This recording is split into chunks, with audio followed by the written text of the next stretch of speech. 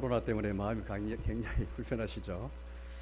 저도 사실 마음이 좀 무겁기도 하고, 또 여기 앉아 계시는 분들도 사실 마음이 편치 못하고 좀 무거운 것 같아가지고, 아이들도 말이 빠졌고, 교우들께서 좀 빠르셔서 또 분위기가 더 그렇한데요. 사실 이제 지난 금요일 날 오후부터 또 저녁까지 우리 김 목사님 또 저 우리 장로님 세 사람, 장로님 세 사람이 그렇게 이제 기도 수기도 하고 기도도 하고 이제 이렇게 이 문제를 어떻게 할까 그렇게 주 여러 집사님들도 말씀하셔서 사실은 저희 남들 숙고를 하다가 하루 만에 결정 못하고 하루 더 넘겨서 토요일에 결정하자 하고 오늘 오전에 교회에서 모여서 결정을 했는데 어쨌든 주일날 오전 예배, 오후 예배 그대로 하고 오전 예배 마치고 나서는 또 특별 기도회를 하자 그렇게 결정을 했습니다. 했는데 저도 그렇고 우리 김 목사님도 그렇고 장로님도 그렇고 100% 확신이 없는 거예요. 이게 잘한 결정이다 확신이 없는 거예요. 그래서 참 여러분 앞에 송구한 마음도 많이 들고, 그러나 더 확신이 없는 것은 예배를 폐지하고 오예배를 폐지하자. 그건 더 확신이 없는 거예요.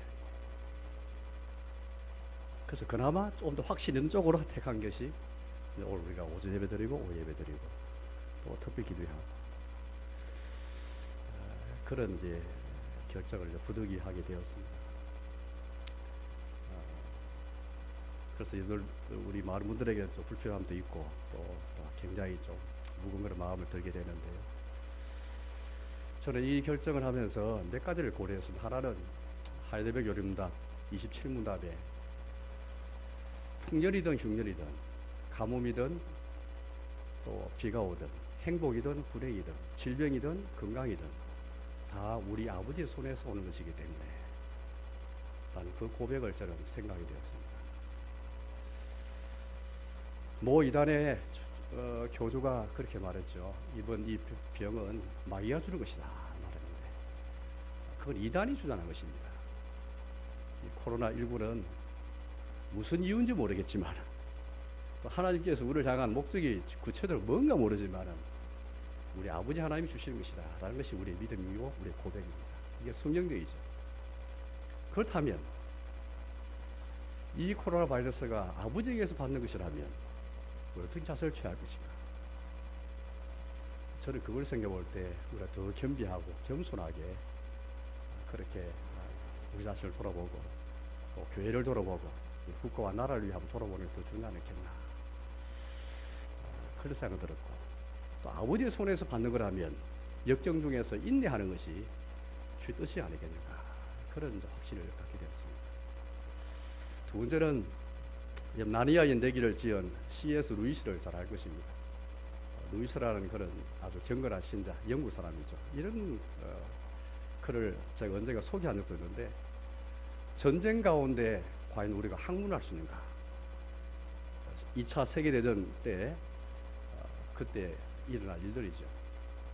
전쟁이 일어났으면 기독교인이 총독을 빨리 전쟁에 나가야 되지. 일상생활에서 또 학생들이 편안하게 대학생이면 학교에 가가지고 학문을 추구해야 되겠는가? 학문이라는 것은 지식을 추구하고 미를 추구하는 것인데 이게 이기적인 일이 아니냐? 여기에 대해서 루이스가 강연을 통해서 답변을 했습니다.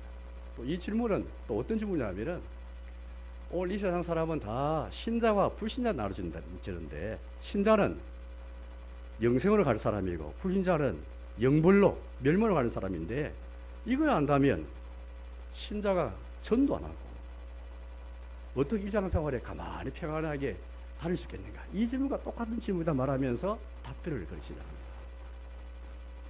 그러면서 하는 말이 전쟁은 역사에서 항상 있어왔고 꼭 전쟁이 아니더라도 삶의 위협은 생명의 위협은 항상 우리 삶에 늘 있어왔다. 그 말하면서 지나치게 과도하게 흥분하지 말고 전쟁 같은 일이라도 우리가 좌절하지 말고 두려워하지 말자. 이런 식으로 이제 루이스가 그렇게 전시 가운데 전쟁 같은 일이라도 이 코로나 같은 이런 일이 발생해도 생명을 위협할 일이 발생해도 흥분하지 말고 좌절하지 말고 두려워하지 말라라는 그런 저는 그것이 한번 생각이 났습니다. 세 번째는 저는 성경의 말씀도 아니고 하나님 주신 말씀도 아니지만은 일반적인 상식과 교양의 어떤 그런 논리를 따라서 두 사람을 떠올린 하나는 노자입니다. 노자가 어떤 일 결정할 때 항상 겨울철에 차가운 냇가를 건너는 것처럼 하라 그렇게 말했습니다. 겨울철에 냇가를 건너는 것은 꼭 필요한 일이 아니면 누가 그 추운 날에 이 종아리를 걷고 누가 추운 겨울 냇가를 건너겠습니까? 정말 중요하고 특별한 일 아니면 건너지 않죠. 어리석은 사람 아니면 건널 수가 없습니다. 그런 사람 말이 여유를 말했습니다. 여유. 여자는 의심할 유, 유는 주저할 유가 되겠습니다. 여유. 모든 일에 신중하게 의심하고 또 주저하면서 결정해라. 겨울철에 시냇가를 건너는 것처럼. 저는 이게 성경 말씀도 아니지만은 우리의 상식에 따라서 때로 우리는 우리 입이 너무 빠르고 말이 너무 빠르고 손과 발이 너무 빠를 때 많잖아요. 어디 결정할 때 신중하지 못하고. 그래서 아까 말한 것처럼 이렇게 오해가 들으는 것이 100% 확신이 없지만 그러나 그래도 오해 표현하면서 더욱 확신이 없기에 그래도 차선책을 택하는 것이 그래도 우리 입장이 아닙니까? 저 노자의 말을 생각하면서 이렇게 한번 되새겨 보았습니다. 또 하나는 다산 정약용의 그런 말을 떠올렸습니다. 정약용이 아시는 것처럼 18년 동안 전라도 강진에서 유배 생활을 했는데 18년이 다 갈 즈음에 서울에 있는 둘째 아들이 편지를 썼습니다. 아버지 그렇게 유배만 다 가지 마시고 과거에 아버지가 그렇게 그것도 벼슬을 또 하고 뭐 여러 가지 높은 그런 이제 일도 많이 했으니까 다른 사람한테 편지를 써가지고 또 동정을 좀 구해 보십시오. 그랬을 때 이 아버지 정약용이 아들한테 답장을 씁니다. 천하에 두 가지 기준이 있는데 하나는 옳고 그름을 따지는 시비이고 두 번째는 이익이 되느냐 손해가 되느냐 따지는 그런 이해가 있다. 그렇게 말하면서 이걸 섞어서 이렇게 말했습니다. 가장 중요한 가장 옳은 것은 가장 첫째 우리가 어떤 기준을 따라서 우리가 따를 것 첫째는 옳으면서도 이익이 되는가 가장 이게 첫 번째 기준이고 두 번째는 이익이 안 되고 손해가 되더라도 옳은 일을 결정하라. 세 번째는 옳지 않더라도 이익이 되는가. 네 번째는 옳지도 않고 이익도 없고 손해만 되는가. 그러면서 정약용이 아들한테 말합니다. 내가 내 일신을 위해서 이익을 위해서 그렇게 돈을 구하는 것은 세 번째나 된다. 옳지도 않으면서 내 이익을 위한 것이다 라고 말하면서 거절해버립니다.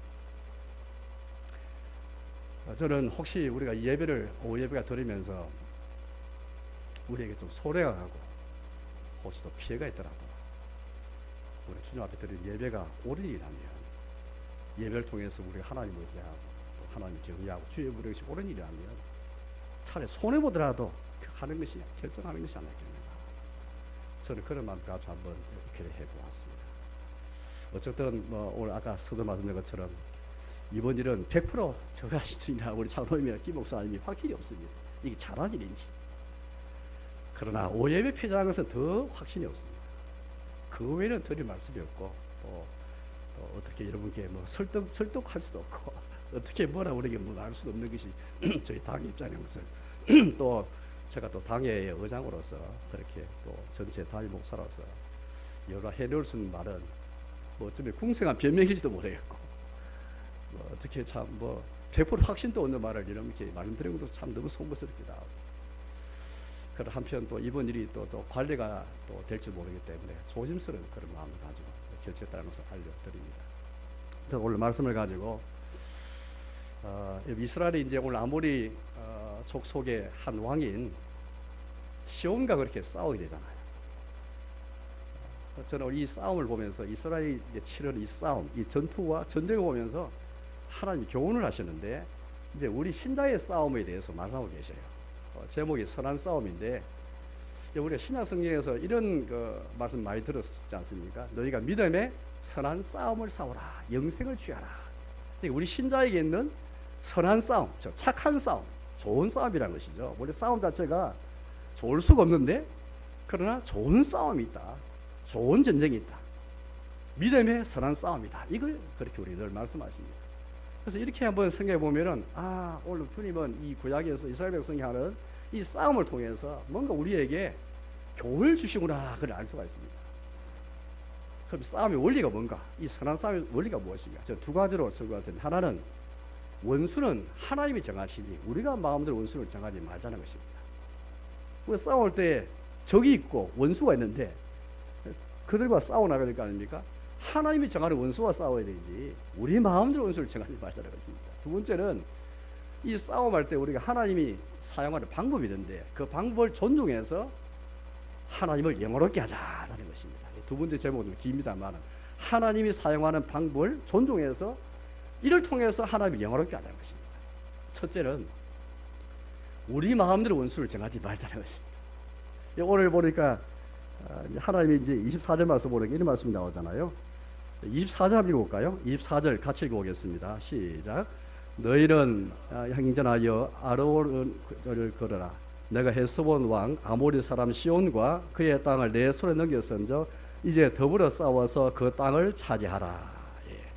지금까지 하나님께서 이거 기억할지 모르겠습니다. 바로 2장 초반 보니까 에스의 자손, 세리가 에서의 자손을 그냥 지나가라 말씀하셨고, 모압도 그냥 지나가라 하셨고, 암몬도 지나가라 하시는데, 그런데 이 아모리 족속의 왕인 시온만큼은 싸우라, 그 땅을 차지하라, 그렇게 말씀하고 계시는 거예요.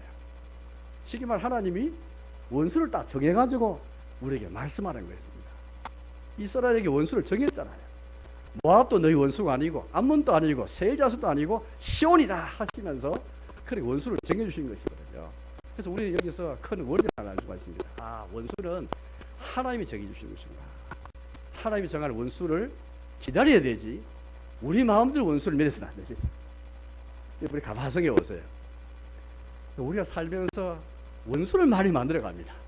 우리 마음대로 하나님의 원수를 정해주지 않았는데 저게 너희 원수다 말씀만 하시는데 우리 마음대로 그렇게 원수를 만들고 원수를 삼고 원수를 매리며 살아가거든요. 이게 바로 인간의 우리의 부패한 본성입니다. 우리 사회가 얼마나 원수를 많이 만드는지 모릅니다. 제가 정약용 이야기해서 정약용 시대를 보니까 정약용은 정조 임금과 참 학문적인 벗이었고 친구였잖아요.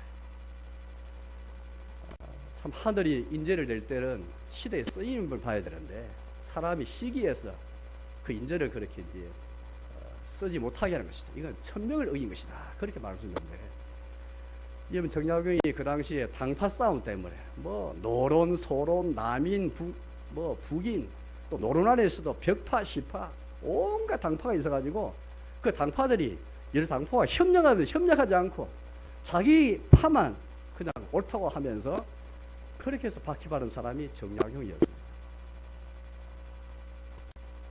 정약용 원수를 만든 것이죠. 정약용은 누구도 미워하는 사람이 없습니다. 그런데 그 사회 자체가 닫힌 사회이고 폐쇄된 사회다 보니까 아무도 미워하는 사람이 없는데 그 당파 싸움 때문에 정약용을 미워해서 유배를 보내지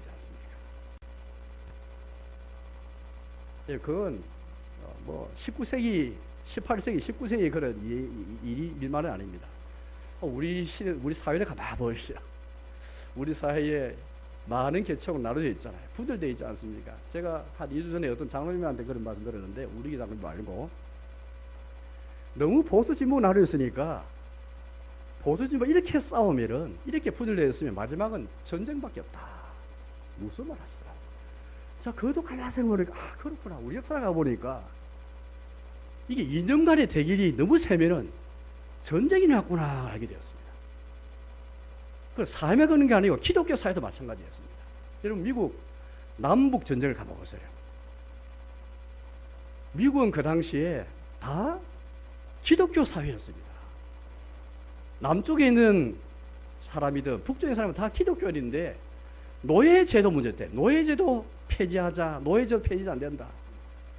그 외 여러 가지 이슈 때문에 전쟁까지 일어났잖아요. 사회만 그런 게 아니고, 사회가 닫힌 사회에서 그런 게 아니고 교회도 그렇습니다. 고린도 교회 그랬죠. 로마 교회 그랬습니다. 음식 문제 때문에, 이 음식을 먹고 마시는 것 때문에 이게 지나치게 격화돼 가지고 서로 정죄하고 비판하고 원수로 삼았지 않습니까? 갈라디아 교회도 마찬가지였죠. 갈라디아 교회에 주실 말씀 가운데, 만일 너희가 서로 물고 먹으면 피차 멸망할까 조심하라. 너희가 서로 노엽게 하지 말고 투기하지 말지라. 이게 세상에 주는 말이 아니고 교회 안에 주실 말씀이에요. 우리가 살아가면서 이렇게 사회에서 원수를 만들어가고 교회에서 원수를 만들어가는 거예요. 하나님이 원수를 정해주시는데 우리가 마음대로 원수를 만들어가지고 원수를 정하고 원수를 삼아가는 것이죠. 결단 우리는 원수를 그렇게 변해서는 안 되겠습니다. 어떤 사람도. 우리가 동성애가 죄지만 동성애자들과 애들 원수 삼을 필요 없지요. 저는 심지어 코로나 이 사태를 보면서 신천지 교인들이 믿기는 믿지만은 원수 삼아서는 안 되죠. 누구도 희생양으로 만들어서 안 되고 삼아서는 안 되는 것입니다.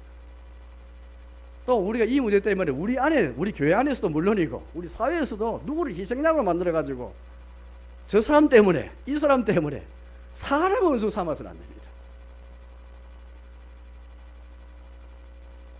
우리의 부패한 보고서 항상 원수를 만들고 희생양을 만드는 이 나쁜 본성이 있거든요. 그래서 우리는 딱 물리치면서 우리 원수는 그런 것이 아니다, 그렇게 해나가야 되겠습니다.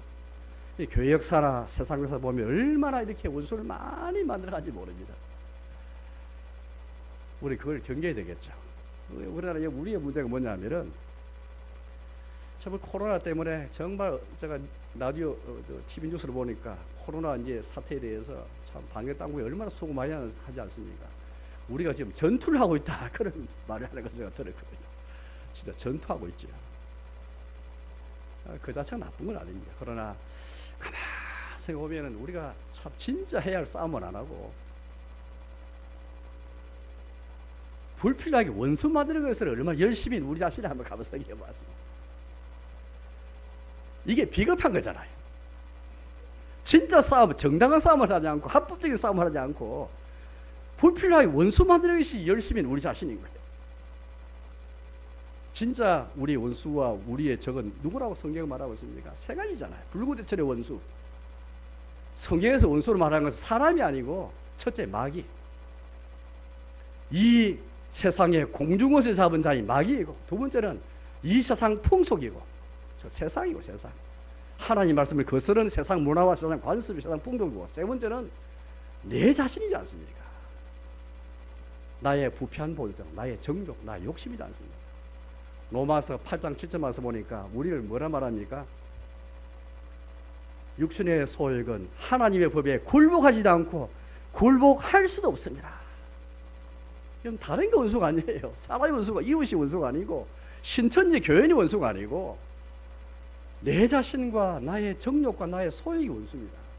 하나님의 법에 굴복하지 않고 굴복할 수 없는 내 부패한 본성과 싸워나가야 되는데, 이거 원수는 생각지 아니하고 엉뚱하게 원수를 만들어가는 것이 우리 자신이잖아요.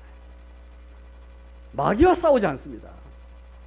세상 풍수가 싸우지 않거든요. 우리 아이들을 해치고 우리의 신자, 경건한 신자를 해치는 세상의 많은 풍조들, 많은 문화, 많은 사조들, 많은 사상들, 이거는 씨름하지 않고 코로나와 싸우는 만큼만 좀 해도 괜찮은데, 온 나라가 비상 사태를 하고 발빠르게 그렇게 뭐 신속하게 대응하고 선제적으로 뭘 하는지 하는데, 자신과 싸움과 마귀와 싸우면서 세상 풍수와 싸우는 데는 너무 이렇게 느슨하거든요. 제가 한 두 주 전에 어떤 모임에 참석했는데, 저도 이제 논문을 하나 발표하고, 또 이제 어떤 장로님도 한번 논문 발표하고, 어떤 목사 논문 발표하는 이제 그 발표 자리입니다만은, 이 창원에서 그 장로님이 인권 조례에 관한 이제 그런 논문을 써서 발표하는데 이렇게 말했습니다. 최근에 우리의 이 교회가 동성애 문제 때문에, 인권 조례 때문에 이렇게 굉장히 극심하게 하는데 좀 모순되는 게 있답니다. 과거에 그러면 최근 얼마 전에 낙태 문제, 안락사 문제, 얼마나 교회가 그렇게 대응했는가? 이건 느슨하게 대응해놓고 인자 와서 동성애 문제, 인자 와서 인구전의 문제, 이거는 모순이지 않느냐. 목사도 아니고 장로님 하신 말씀이니까 제가 말이 공감이 말 같습니다. 그분이 공지에 계신 분이거든요. 그럼 우리가 참 이관되지 못하구나. 사랑하는 교회 여러분, 우리가 하나님 말씀하면 하나님께서 오늘 원수를 정해주셨습니다. 모압도 아니고 아몬도 아니고 세일 사람도 아니고 아모리다 하면서 딱 정해주셨는데, 그처럼 원수도 성경이 정해주는 원수, 그걸 삼고 우리가 정당한 싸움에는 목숨 걸어야 되고, 하나님 원수 삼지 말라는 것은 우리가 해서 원수하면서 안 되고, 근데 우리는 거꾸로 하잖아요. 하나님 삼지 말라는 원수는 목숨 걸고 원수 삼고, 교회 안에서든 내 개인 생활에서든 사회에서든 그렇게 하는 게 우리 모습이지 않는가. 정당한 싸움에는 꽁무니 빼버리고 피해버리고, 믿음의 선한 싸움에 우리는 첫째는 하나님이 원수를 정해주신다. 우리 마음대로 원수를 정하지 말자. 첫째, 우리가 참 그렇게 받은 교훈입니다. 두 번째는 하나님이 사용하는 방법을 존중해서 하나님을 영원롭게 하자는 그런 두 번째 대지입니다. 저는 이제 아까 말했던 것처럼 요림다 27문답 볼 때 우리의 질병도 다 하나 아버지의 손에 주시는 거잖아요. 그 믿고 있지 않습니까? 설사 마귀를 통해서 준다 할지라도 혹 하나님이 허용하시거든요. 다 하나님의 섭리 안에 있지 아버지 하나님의 섭리를 떠난 것은 아무도 없습니다.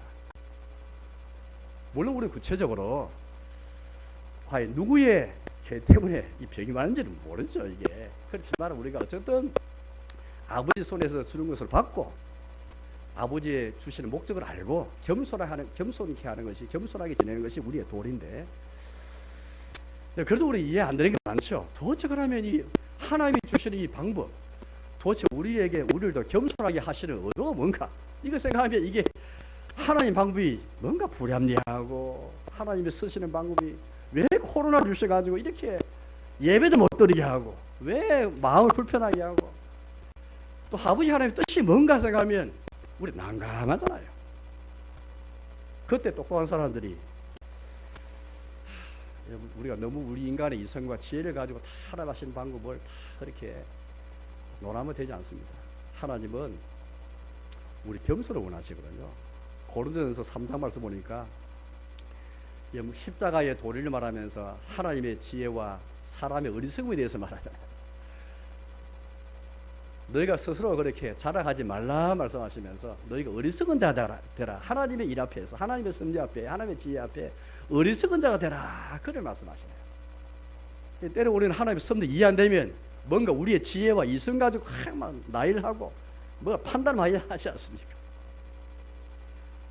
그럼 우리가 다 이런 이해가 안 되는 섭리 앞에 우리 자신 낮추는 겸손이 우리에게 필요하고 믿음의 순종이 우리에게 필요합니다. 오늘 이 세 가지 점에서 오늘 이해가 안 되는 게 있거든요. 첫째는 우리 성인 잘 보십시오. 분명히 하나님이 아모리 족속과 싸우려 했거든요. 시온과 싸우려 해놓고 나중에 모세가 뭘 합니까? 모세가 싸우는 게 아니고 평화의 말을 딱 전합니다. 평화를 선포하거든요.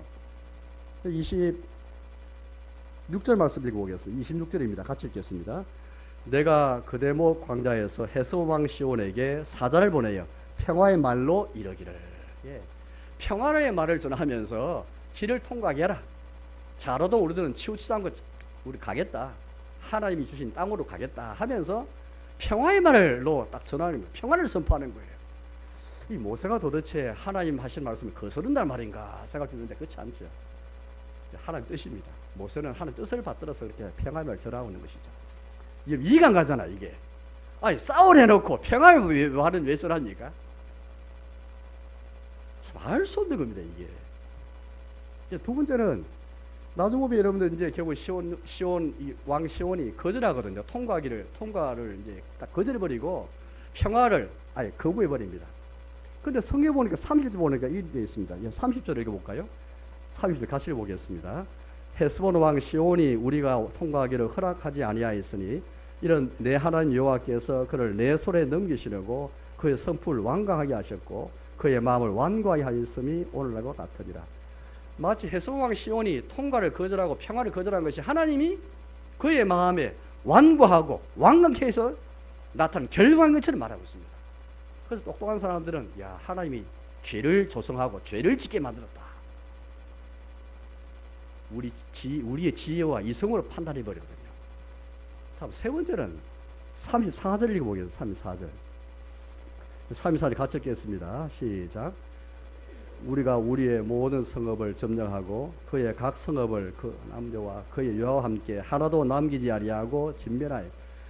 아버지 약속을 진멸할 때 하나님께서 남녀 뿐 아니라 여아 아이들까지 다 진멸해 버리거든요. 하나님 잔인한 분 아닌가? 하나님 이렇게 잔인하단 말인가? 이 생각하면 우리의 지혜와 우리 이성과 경험을 생각할 때 이 세 가지 보면은 이해가 되지 않습니다. 그러나 우리는 우리의 지혜를 다 내놓고 우리 이성을 다 내놓고 하나님이 사용하는 방식이 이상하고 불합리하게 보여도 이 하나님 어떤 분입니까? 우리 지금까지 보았잖아요. 언약의 하나님이지 않습니까? 언약의 하나님이 하신 일들이 이상하게 보이고 이해가 안 돼도 이 방법을 존중한다면 이걸 통해서 하나님 영화롭게 하지. 인생의 목적이 하나님 영화롭게 한다 말해놓고 하나님 쓰는 방법이 이해 안 되면 우리는 하나님 영광 안 돌리잖아요. 로마서 11장 36절 말씀에 만물이 그에게서 나오고 그를 말미암고 그에게로 돌아갑니다. 그에게 영광이 세세히 있으리로다. 아멘. 중요한 여러분들 우리 장로교나 우리 개혁주의의 중요한 신앙구절이거든요. 만물이 그에게서 나오고 만물의 기운이 주님께 있고 만물이 주를 말미암고 만물의 섭리가 주님께 있고 만물이 주에게로 돌아갑니다. 만물의 결과로 주님께 있다면 그에게 영광이 세세히 있으리로다. 이 만물의 주권자이시다 하나님을 고백한 다음에 영광을 주께 돌려야 되는데 우리 이런 신앙이었습니다. 하나님이 사용하는 이상한 방법 보면은 주께 영광 안 돌려요. 만물의 기원과 만물의 과정과 만물의 결과가 주께 있음을 고백하면서 영광이 주께 있습니다 하면서 하나님 영광 돌려야 되는데 사람이 똑똑해가지고 어리석은 자가 되지 않고 교만해가지고 뭘 하나님의 섭리를 판단하고 이렇게 해버리거든요. 이 코로나 사태도 마찬가지 같아요. 분명히 아버지 손에서 받는 건데 불구하고 도대체 아버지 섭리가 뭔가 생각하면서 우리 겸손해서 우리는 우리 자신 돌아보면서 혹시 하나님의 섭리가 뭔가 살펴야 되는데 그렇지 않고 그 생각도 없고 만물의 기원과 과정과 결과가 주께 있음을 고백하면서 주의 뜻이 무엇인가 살피는 가운데 어떻게 하나님 영광 돌릴까 해야 되는데 영광 안 돌려요. 여러분 우리 장로교와 개혁주의는 다른 교파와 교단과 차이가 여기 있습니다. 많은 교파와 교단은 어떻게 하는지 아십니까? 성경책은 구원의 책이다 생각하고 자기의 구원과만 씨름해요. 내가 어떻게 구원받을 것인가? 물론 중요한 문제입니다. 그러나 구원이 전부가 아니고 내가 어떻게 구원받을 것인가? 우리 씨름해야 되는데 이게 전부가 아니고 우리는 구원받은 이후에 어떻게 하나님께 영광 돌리고 어떻게 하나님 영원하게 할 것인가? 어떻게 나의 삶을 통해서 하나님 영광 돌릴 것인가? 내 구원과도 씨름할 뿐 아니라 나의 전반적인 삶에서 교회 생활뿐 아니라 일상생활에서도 어떻게 내가 하나님을 영원하게 할 것인가? 학생은 학생대로 모든 교인들이 다 자기의 삶에서 어떻게 하면 만물의 기원자이시오 만물의 섭리자시오 만물을 최종적으로 결말로 이끄시는 주님을 우리가 경배하면서 어떻게 나의 모든 삶에서 하나님 영원을 할 것인가? 손가락 한마디라도 하나님의 이 주권에서 벗어난 일이 없는데 그것이 코로나 바이러스든 뭐든 간에 어떻게 우리가 이 하나님 앞에 겸손히 엎드려서 하나님 영원하게 할 것인가? 이게 다른 교파와 교단과 다른 우리의 신앙 노선입니다. 우리의 신앙 노선의 선 일찍이 우리 선조들이 다 이렇게 싸워왔죠. 오늘 많은 사람이 자기의 구원에만 급급해가지고 어떻게 구원 문제만 가지고 씨름하는 거예요. 그것도 귀한데 그러나 거의 거쳐서는 안 됩니다. 여러분 처음에 모세가 평화의 말을 전하는데 왜 그런지 아십니까? 우리가 그것도 성경을 통해서 이해가 안 되더라도 한번 접근해 보면은 여러분 하나님은 합법적으로 싸움을 그렇게 우리에게 하기 원하시지 결국 해솔 왕이 나중에 거부합니다. 평화의 말을 거절하잖아요. 하나님은 이걸 통해서 먼저 평화의 복음을 선포해 가지고 합법적인 싸움에서 알리고 먼저 선제 공격하지 않고 이렇게 해서라도 그들의 죄가 드러나고 정당하게 그들의 죄가 정죄되는 것을 위해서 결국 시온 왕의 완고함과 강팍함이 드러나도록 해서 이 싸움이 합법적임을 알리기 위해서 이렇게 하시는 거죠. 하나님의 뜻이 여기 있구나.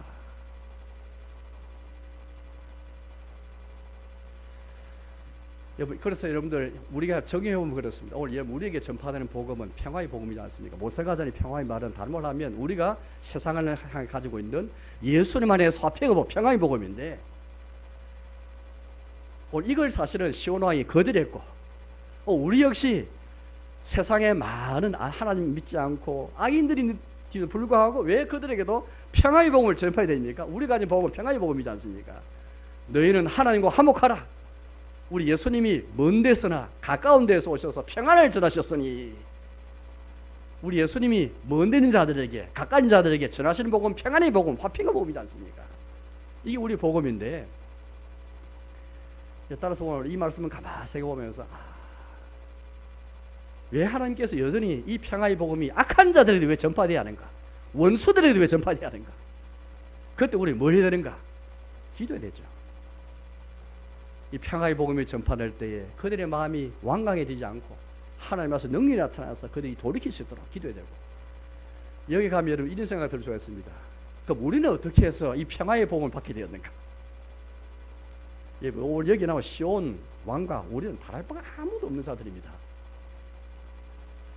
우리 다 똑같이 악인들이고 부패한 자들이고 주의 진노를 마땅한 자들인데, 그럼 우리 어떻게 해서 평안의 복음 받아서 신자가 되고 하나님의 백성이 되었는가? 어떻게 되었습니까? 우리의 공로가 없습니다. 우리가 하나님 잘나가지고 하나님 우리가 좀 똑똑하고 믿음이 있어가지고 그렇게 된 게 아니고요. 성령님께서 우리 가운데 믿음을 일으키셔가지고, 성령님께서 우리같이 똑같이 시온 왕처럼 완강하고 고집스럽고 하나님을 거절하는 똑같은 인간들이지만은 그야말로 우리도 똑같이 지옥과에 가야 마땅한 죄인들이지만 하나님께서 우리 불쌍히 보셔가지고 성령을 통해서 우리의 마음을 여시고 믿음을 일으키셔서 그 믿음으로 평화의 말을 받아서 우리가 하나님의 백성이 되지 않습니까? 여기 가면 또 우리가 한번 또 이런 의문 들 수 있죠. 그럼 도대체 왜 하나님은 나 같은 자를 특별히 택해서 이렇게 평화의 복음을 들을 수도 믿음을 주셨단 말인가 생각하면 답은 없습니다. 그러나 우리는 알 수 없도다. 찬송가 310장에 있는 것처럼 성령이 왜 나를 믿게 하셔서 예수 믿게 하는지 난 알 수 없도다. 그 하나님의 사랑이지. 왜 하나님이 특별히 아모르 같은 시온 왕을 왜 그렇게 하나님이 결국에는 평화 말을 거부하도록 해가지고 완강케 해서 심판받게 했을까? 나는 내 같은 자는 시온 왕과 똑같다면 왜 나 같은 자는 하나님께서 믿음을 주셔가지고 예수 믿게 하셔가지고 구원을 이루게 하실까? 알 수가 없습니다, 여러분들. 그거는 하나님의 사랑이죠. 하나님의 은혜죠. 310장 나온 것처럼 왜 예수 믿게 하시는지, 왜 성령이 보내셔가지고 하나님의 사람 믿게 했는지 알 수 없는 거죠. 어쨌든 우리는 평화의 복음을 늘 선포하는 것, 아무리 악인이고 아무리 하나님 믿지 않는 완강한 불신자랄지라도 주님은 계속해서 평화의 말을 전파되기를 원하시고 우리를 통해서 평화의 복음을 전파되기를 원하시는 것이죠. 두 번째, 하나님께서 완강히 하셔가지고 마치 시온 왕이 평화의 말을 거절하고 통과하기를 거절한 것을 보입니다. 그러나 사실은 먼저 시던 것은 시온 왕 자신이 그렇게 먼저 거절했죠. 통과하기를 거절했고 그들이 먼저 완강히 해서 거절하고 거부한 것이죠. 그런 다음에 하나님께서 그들의 마음을 완강히 하신 것은 심판의 결과입니다. 따라서 하나님의 책임이 아니죠. 이들이 먼저 의지를 가지고 시온 왕이 먼저 평화말을 거부했고 통과를 거절했죠. 거기에 대해서 하나님이 심판하셔가지고 그들의 마음을 더 완강케 하셔가지고 영원한 파멸로 가게 하신 것이죠. 우리 얼마 전에 우리 김목사님 통해서 여름답 공부할 때 로마서 1장에 있지 않습니까? 로마서 1장 말씀 보니까 하나님께서 정욕과 더러움 가운데 행하는 사람을 하나님이 심판하셔가지고 계속 거기에 빠져가도록 그래서 영원한 파멸로 갈 수 있도록 내버려 두셨다는 말씀을 기억하시면 되겠습니다. 하나님이 내버려 두신 것이죠. 이게 하나님이 시온 왕의 마음을 통과하기를 거절하고 평화의 말을 거부했던 일에 불순종을 심판하셔가지고 아예 그들의 마음을 완강하게 하고 완고해가지고 영 멸망으로 빠져가게 만들어버린 것입니다. 세 번째, 아까 하나님께서 왜 요아와 함께 진멸하겠을까? 너무 하나님 잔인한 분이 아닌가? 혹시 여러분 성경을 많이 읽어보시면 아실 거예요. 500년 전, 이 모세 시대가 주전 1500년인데 주는 2000년 전, 그 500년 아브라함 시대 때 하나님께서 아브라함에 하신 말씀 가운데 이런 말씀이 있습니다. 아브라함아, 내가 가나안 땅을 너에게 줄 텐데 아직까지 거기에 사는 아모리 족속의 죄가 가득 차지 아니했다. 그래 하나님 말씀이 나옵니다.